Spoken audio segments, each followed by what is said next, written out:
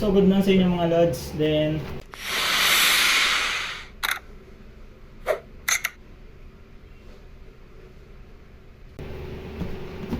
dumating na pala yung order natin sa TikTok na Kobe disinfectant foam.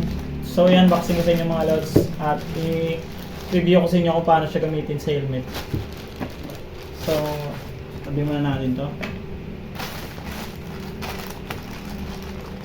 So unboxing natin ngayon mga lods.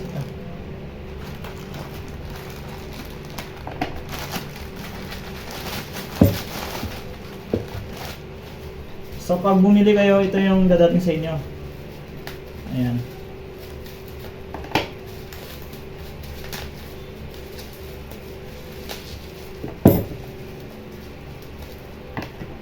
Kita natin sa inyo kung ano ka-secure yung pagbalot ng bubble wrap dito mga lods. Ayan.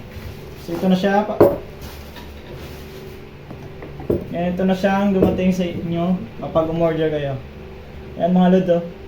Kobe helmet disinfectant foam. Ayan mga lods. So i-review natin sa inyo kung paano siya gamitin at ipapakita natin sa inyo paano siya gamitin dito sa helmet. So mga lods, kapag bumili kayo, ito na siya. I-shake nyo lang siya mga lods, mga 2 minutes. Ayan. Pagkatapos nyo mga shake 2 minutes, pwede nyo siya i-apply dito sa padding ng ano nyo, ng helmet. So i-apply na natin siya mga lods. Ayan. For example, na tapos na kayo, mga shake na 2 minutes mga lods. Ayan. So buksan siya natin at try na natin sa helmet natin. So ganito na siya mga lods pag ginagamit nyo. Ayan mga lods.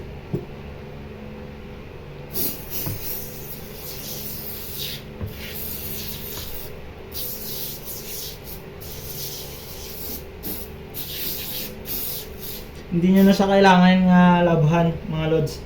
So kagandahan dito, hindi ka na mahirapan maglaba. Pwede din siya dito mga lods.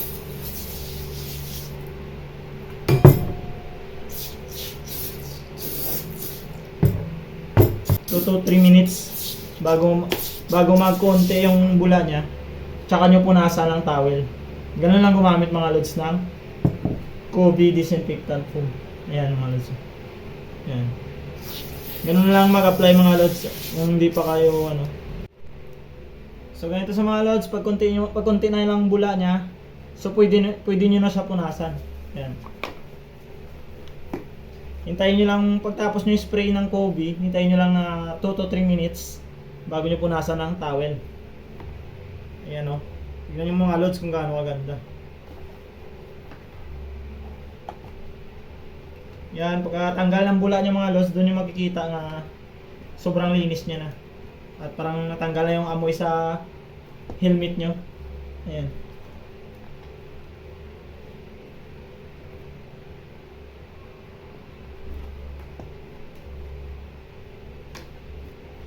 Yan mga lods.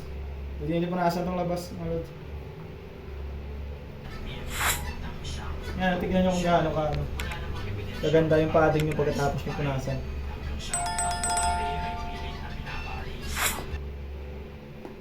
So yun lang mga lods, no?